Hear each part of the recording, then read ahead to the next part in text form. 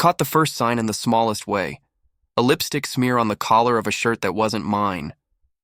It was absurd to fixate on such a trivial thing, but once the seed of doubt is planted, it grows fast. For 12 years, I had trusted Mira with the things you give your life to: mortgage payments, birthday surprises, the quiet rituals of a shared refrigerator. She was the kind of woman who smiled with everyone in the room and made friends easily. She was also the woman who started staying late at the office and came home with stories that trailed off when I asked for a detail. I told myself to breathe and believe, but the smear kept replaying in my head like a cheap movie loop.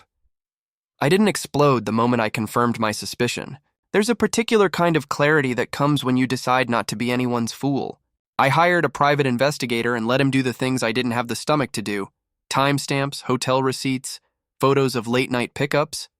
The evidence arrived in a neat envelope one rainy afternoon: photos of Mira and another man leaving a restaurant, a receipt for a hotel minibar, a string of texts that were intimate in a way you can't rationalize away. My hands shook when I read them, but my head felt strangely calm. The world had narrowed to facts. The rest was procedure.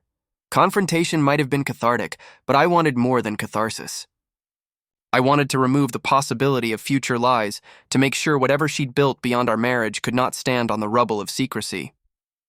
I spent a week quietly fortifying myself, moved joint savings into a separate account with legal counsel's advice, organized copies of everything the investigator had found, and made an appointment with a divorce attorney who specialized in clean, efficient splits.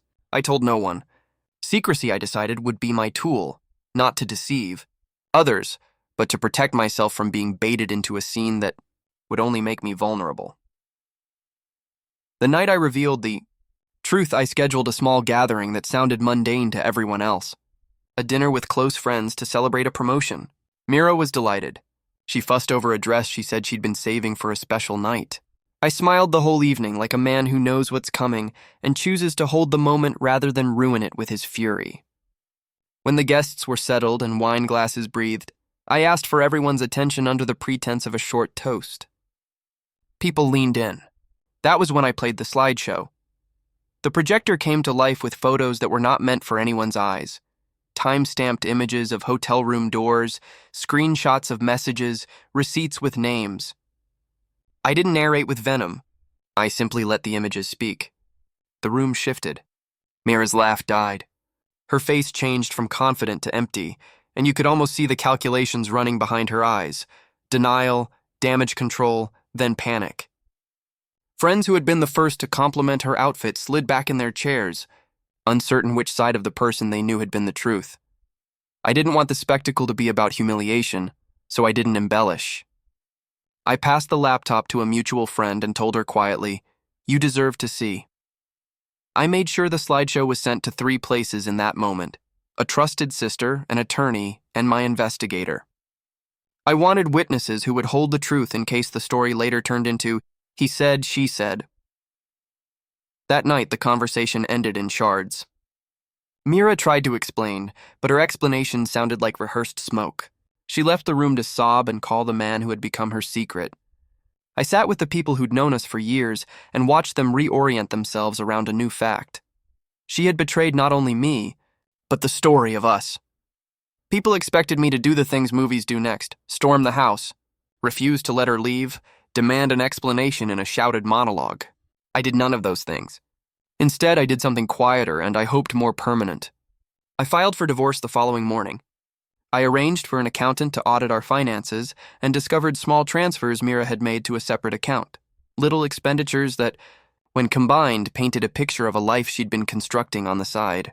The legal team secured my share of assets and placed firm temporary orders for the house and our daughter's custody that prioritized stability and routine.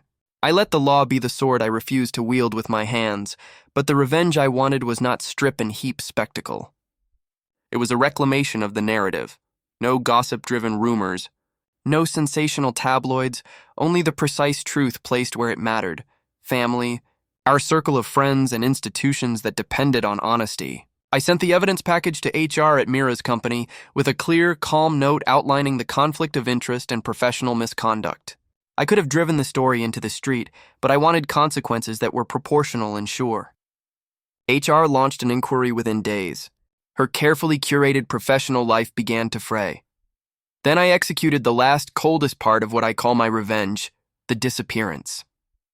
I did not mean disappearance as vanishing into the ether for revenge's sake, no dramatic boarding of a midnight train, but as a clean break from a life that had become contaminated by deceit. I sold the house quietly before word spread and prices got awkward and moved into a small rental across town.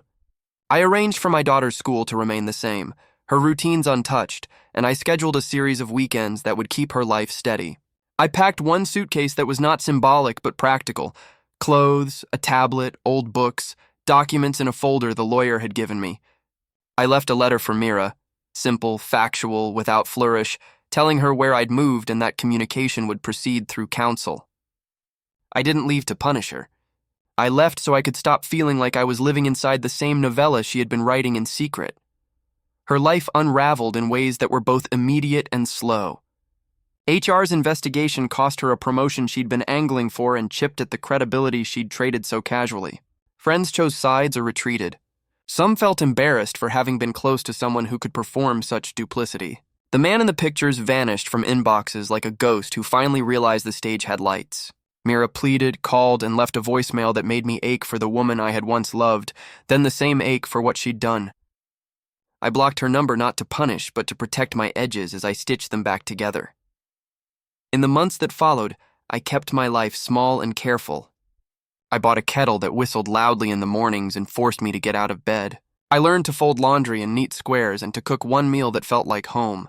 I spent weekends with my daughter, teaching her how to fix a bike tire and listening to the small, ridiculous songs she made up. Sometimes I thought I had been cruel. Other times I knew that cruelty had been hers first, and I'd only chosen a different kind of boundary. People asked if I felt vindicated. Sometimes I did.